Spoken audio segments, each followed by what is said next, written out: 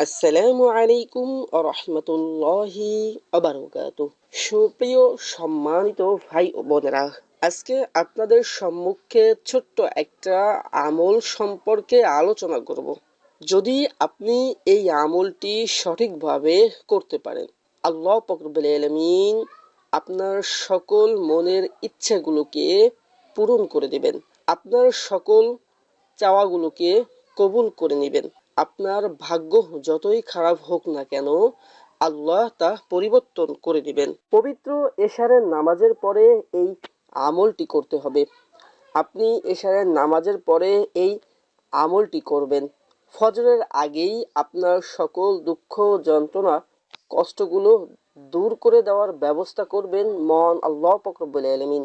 আপনার সকল চাওয়াগুলোকে কবুল করে নেবেন। আপনার ভাগ্য যতই খারাপ হোক, পরিবর্তন করে দিবেন ইনশাআল্লাহ। আপনি আল্লাহ পাক রব্বুল আলামিনের কাছে যা চাইবেন, আল্লাহ আপনাকে তাই দিয়ে দিবেন। আপনার দুঃখ, যন্ত্রণা, কষ্টগুলো দূর করে দিবেন। আপনার সকল হতাশাগুলোকে দূর করে দিবেন। এক কথায় আল্লাহ পাক রব্বুল আলামিন আপনার জন্য তার রহমতের দরজা খুলে দিবেন। আপনি যা চাইবেন, আল্লাহ আপনাকে তাই দিবেন। আপনার ভাগ্য যতই খারাপ হোক, আল্লাহ রাব্বুল আলামিন অবশ্যই আপনার ভাগ্যকে পরিবর্তন করে দিবেন। তাহলে সুপ্রিয় সম্মানিত ভাই ও বোনেরা, চলুন আমলটি জেনে নেওয়া যাক।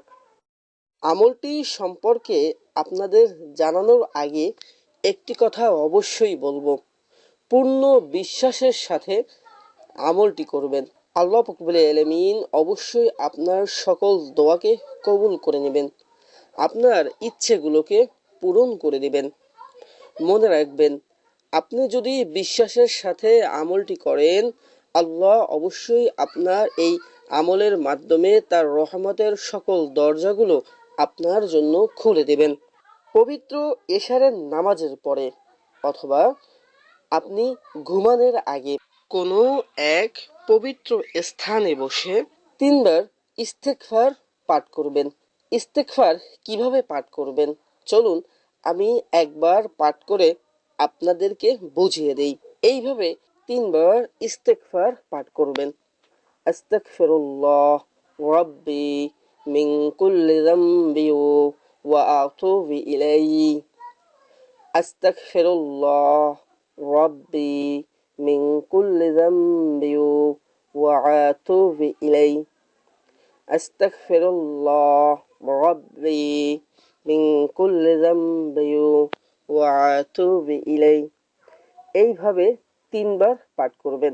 তারপর দুরুদে ইব্রাহিম, অর্থাৎ আমরা নামাজের মধ্যে যে দুরূদ শরীফ পড়ি, সেই দুরূদ শরীফটি 3 বার পাঠ করবেন।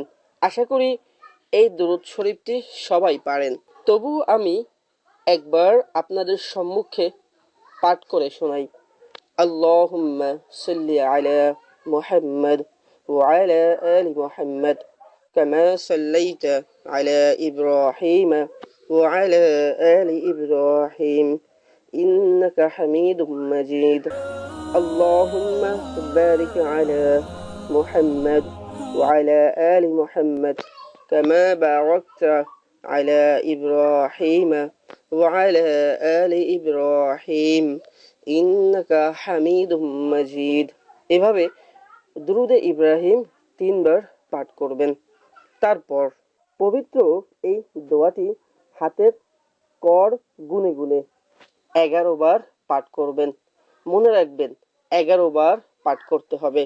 একবার বেশি হবে না, একবার কমও হবে না। দোয়াটি হলো আল্লাহুম্মা ইয়া ফাত্তাহু ইয়া রাজ্জাকু ইয়া লতিফ। আল্লাহুম্মা ইয়া ফাত্তাহু ইয়া রাজ্জাকু ইয়া লতিফ। আল্লাহুম্মা ইয়া ফাত্তাহু ইয়া রাজ্জাকু ইয়া লতিফ। এভাবে দোয়াটি 11 বার পাঠ করবেন। এরপর ঘুমাতে চলে যাবেন। যখন আপনি ঘুমাতে যাবেন, অবশ্যই ডান কাত হয়ে ঘুমানোর সময় যে দোয়াটি রয়েছে, আল্লাহুম্মা বিসমিকা আমুতু ওয়া আহইয়া, এই দোয়াটি পড়বেন। এরই সাথে আপনারা যদি কোনো আমল করে থাকেন সেই আমল শেষ করবেন। এরপরে ডান কাত হয়ে আপনি সুন্নত তরিকায় ঘুমিয়ে যাবেন। ইনশাআল্লাহ ফজরের আগেই আল্লাহ পাক রব্বুল আলামিন আপনার সকল আশা পূরণ করে দিবেন। আপনার দুঃখ যন্ত্রণার কষ্টগুলো দূর করার ব্যবস্থা করে দিবেন। আপনার ভাগ্য যতই খারাপ হোক তা পরিবর্তন করে দিবেন। মহান আল্লাহ পাক রব্বুল আলামিন যেন সকল মুসলিম বান্দা এবং বান্দিকে পবিত্র এই আমলটি বেশি বেশি করার তৌফিক দান করেন। আপনাদেরকে আমি অনুরোধ করে বলবো, সবাই আমার চ্যানেলটি সাবস্ক্রাইব করবেন।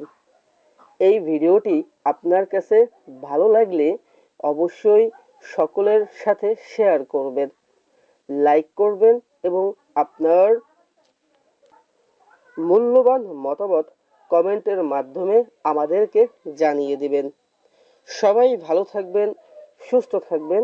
আসসালামু আলাইকুম ওয়া রাহমাতুল্লাহি ওয়া বারাকাতুহু।